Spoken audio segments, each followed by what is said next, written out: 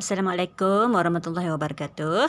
Okey, mula-mula cikgu bincang soalan tajuk struktur atom ya. Okey. Soalan tu kata, apakah maksud nombor proton? Ni macam buku teks lah ya. Bilangan proton dalam sesuatu atom. Okey, nyatakan nombor proton bagi atom X. Jadi kita dah tahu daripada simbol ni, perwakilan piawai ni, yang bawah ni adalah nombor proton kan. Yang atas adalah nombor nukleon. Jadi terus yang mana yang bawah ni kan 6. So soalan ni soalan yang sangat direct.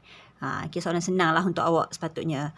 Okey, lepas tu tentukan bilangan neutron bagi atom Y. Jadi sebab kita ni atom Y pula kan. Jadi kita dah tahu yang bawah ni adalah nombor proton kan. Yang atas adalah nombor nukleon. Jadi neutron adalah nombor nukleon tolak dengan nombor proton. Jadi 23 tolak 11 dapatlah 12. Okey, lepas tu dia kata atom Y bertindak balas dengan atom Z. Y dengan atom Z membentuk sebatian L. Okey, so yang cikgu pernah ajar, sebatian ataupun ikatan ni ada dua jenis kan, iaitu ikatan ion dan ikatan kovalent. Okey, jadi dia kata Y dengan Z membentuk sebatian. Jadi kita kena tahulah dia ni sebatian apa. Jadi nak tahu sebatian apa, kena tengok dulu dua-dua ni adalah logam ke bukan logam kan. Nak tahu logam ke bukan logam, kena tulis dulu susunan elektron. Jadi dia kata Y dengan Z, tulis semualah, senang kan. X ni dia 6 nombor proton dia, jadi 2.4. Kalau Y ni 281 sebab dia 11 kan. Okey, Z ni pula 287. Okey, jadi bila 281 maksudnya kita tahulah yang dia ni kumpulan 1. Okey, kumpulan 1 yang ni kumpulan 17. Jadi kumpulan 1 ni adalah logam ke bukan logam? Logam kan? Kumpulan 1, kumpulan 2, kumpulan 13 adalah logam.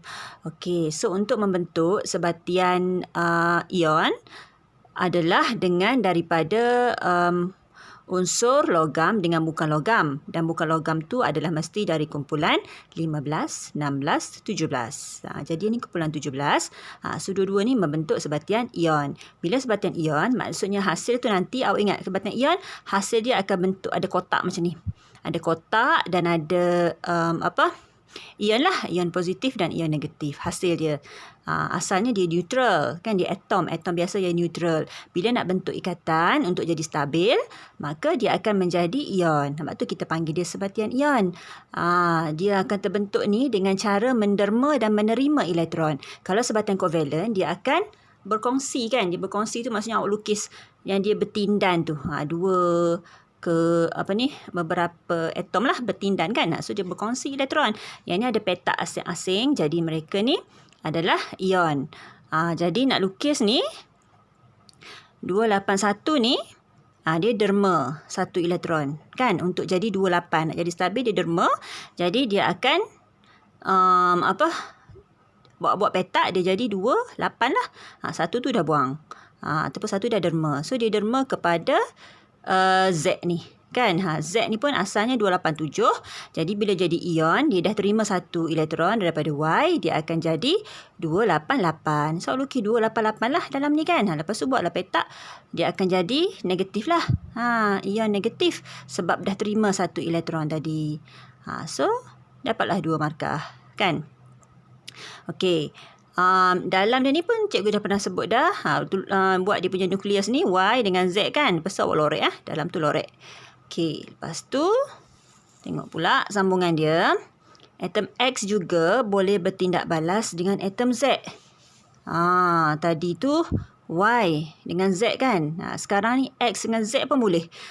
Cumanya X ni sekarang dia kumpulan 14.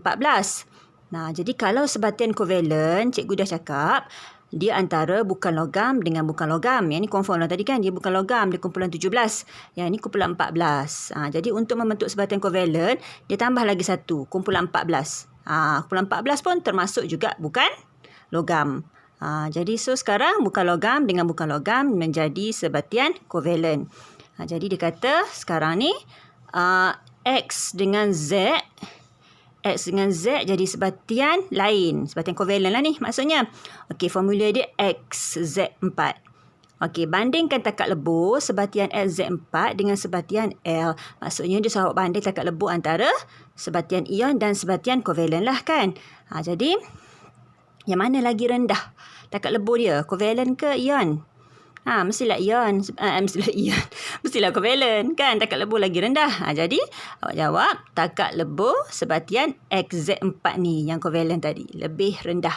Sebab disebanding kan. Awak cakap lah siapa lebih rendah ke siapa lebih tinggi pun boleh juga. Kalau lebih tinggi awak cakap lah sebatian L lebih tinggi kan. Okey, so 1 je markah. Dah selesai. Macam kena cakap siapa yang lebih rendah atau lebih tinggi.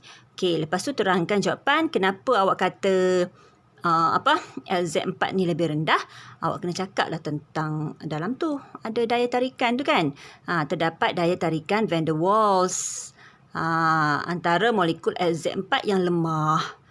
Antara molekul tu ada daya tarikan van der Waals yang lemah. Manakala antara ion, contohnya ni ion ni kan. Ni antara ion, antara dua ni ada daya elektrostatik yang kuat. Ikatan yang kuat. Jadi kena haba yang tinggi ni untuk leraikan ikatan antara dua ion ni. Jadi sebab itulah takat lebur dia tinggi. Kalau kovalen, takat lebur dia rendah je. Sebabnya daya tarikan ni pun lemah je. Daya tarikan van der Waals. Okey, bila daya tarikan tu lemah, maka tenaga haba yang lebih rendah diperlukan untuk mengatasi daya tarikan yang lemah antara molekul LZ4 itu. Ataupun untuk mengatasi daya tarikan yang lemah tersebut. Samalah tu, bolehlah. Okey, so dapatlah 2 markah.